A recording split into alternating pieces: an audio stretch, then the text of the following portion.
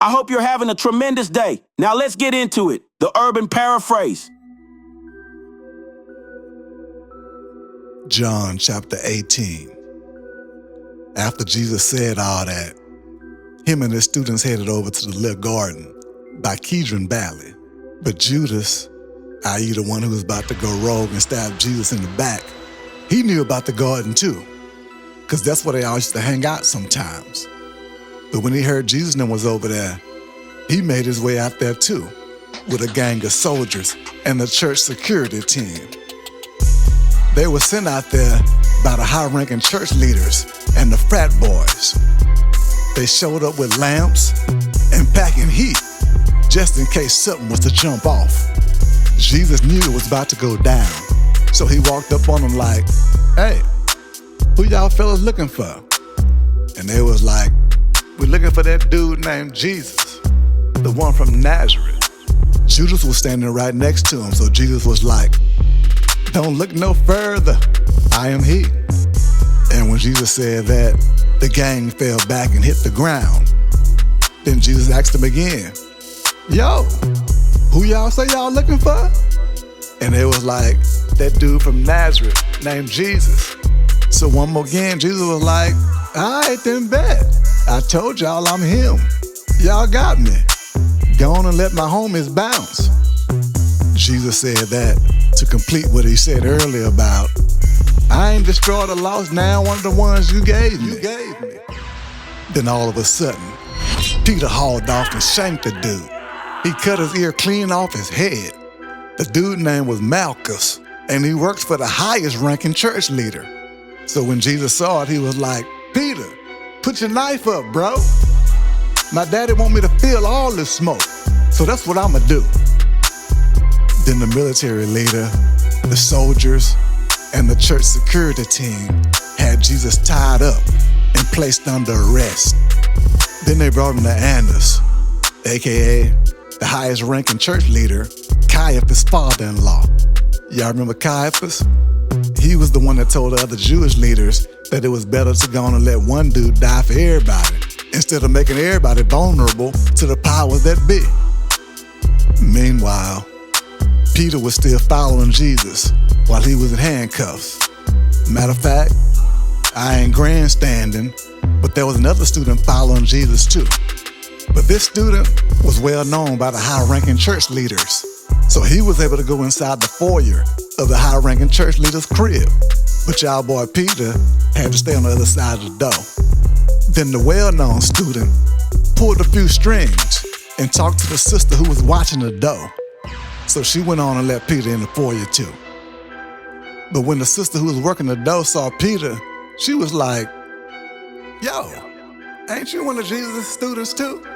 Then Peter was like, "Absolutely not." Verse 18. The workers and the church security team had some good old coals burning on the fire that night, because it was freezing. Everybody was trying to stand around the fire to stay warm, and Peter was right there with them too. Meanwhile, the high-ranking church leader was grilling Jesus over his students and the stuff he was out there teaching people. So Jesus was like, "My message has been public the whole time. I wasn't trying to hide Nathan. That's why I was dropping knowledge at church and on church ground, wherever people was gathered up. I wasn't on the hush about nothing I was saying. On the cool, I don't know why y'all grilling me in the first place. Go ask the people who heard me spitting facts. They know exactly what I said." Then one of the church security guards hauled off and slapped the mess out of Jesus. He was like, "Watch your darn mouth, bro. In case you forgot, you talking to a high-ranking church leader." Then Jesus was like, "Yo, if I'm lying, then speak on it. But if I'm telling the truth, then what you hitting me for?" After that, Annas sent him in handcuffs to Caiaphas, the highest-ranking church leader. Meanwhile, Peter was still out there by the fire trying to stay warm. Then somebody was like, "Yo, ain't you one of old boy's students too?" But Peter again was like, "Nah, fam, absolutely not." And then another church worker who is related to Malchus, i.e. the dude Peter snuck with a knife a little while ago in the garden, was like, "Hey, didn't I see you in the garden with Jesus a little while ago? You snuck my kinfolk." But Peter acted like he ain't know what dude was talking about. He denied knowing Jesus again. I don't know none of this. Then all of a sudden, the rooster crowed. Oh my God. Verse 28. Bright and early in the morning, they brought Jesus from Caiaphas' crib down to the governor's mansion. They didn't go inside of it though, because if they did, they wouldn't be able to grub and turn up for Passover holiday.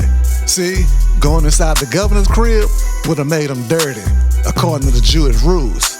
Anyway, Governor Pilate came outside and was like, "What this dude do? What y'all here for?" Then they was like, "Yo, if this dude wasn't out of line, trust me, we wouldn't be turning him over to you right now." Then the governor was like, "Man, y'all need to go ahead and deal with him according to y'all Jewish rules. Y'all got the setup." But they was like, "We ain't allowed to kill nobody though." Oh. By saying that, they was low-key letting it be known he was about to die, and also putting a period on what Jesus had already said. Then Governor Pilate headed back inside the crib and called for Jesus. Pilate looked at him and was like, "So, you the Jewish people's king or not?" But Jesus was like, "Who wanna know? Are you asking for yourself? Or did somebody say something to you about me?" Then Pilate was like, "Hold up. Last I checked, I ain't even Jewish. Am I? Nah, your own people and y'all high-ranking church leaders brought you to me. What you done, bro?" Then Jesus was like, "My civilization ain't even out here. Because if it was, my officers would be throwing them hands right now. I would have never been arrested to begin with. But yeah, nah, my civilization ain't out here." Then Governor Pilate was like, "So is it safe to say that you are a king then?" And Jesus was like, "If you say so, let me just say this. I was born for this moment. This right here is the whole reason I'm out here. I'm out here to report the truth. Real recognize real, and truth recognize truth. So the true ones legit hear what I'm talking about." But Pilate was like, "And what is truth?" Then he went back outside to where the Jewish people was and was like, "Yo, I ain't got nothing on you, man. Now y'all do got that tradition though. Well, for y'all Passover holiday, I let a convicted felon go.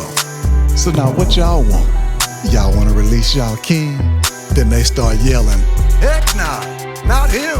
Shoot, let Barabbas out. Barabbas, Barabbas, Barabbas."